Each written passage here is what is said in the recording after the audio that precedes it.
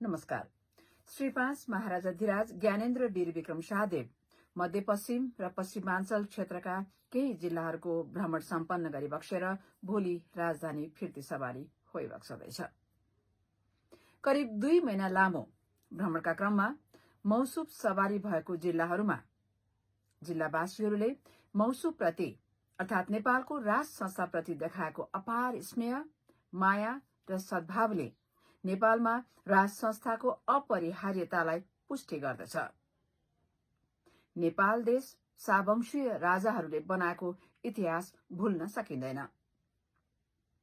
अब नेपाल त्यस्तो मोडमा पुगेको छ, कुनै पनि बेला यहाँ संकटको बादल मडारिन सक्छ। त्यसैले पनि नेपाललाई जोगाउन र नेपाललाई बनाउन पनि अब फेरि सावंशीय राज संस्थाको खाँचो देखिएको छ। मौसुफ भोलि अपराह्न 3:30 बजे त्रिभुवन विमानस्थलको आन्तरिक टर्मिनलमा सवारी होइबक्सने कार्यक्रम रहेको छ। त्यसपछि मौसुफको सवारी विमानस्थलबाट तिलगंगा, गौशाला, चाबेल, सुकेधारा हुँदै महाराजगंज र निर्मल निवास फिर्ती सवारी हुनेछ। आउनुहोस्, जिल्लावासीहरूले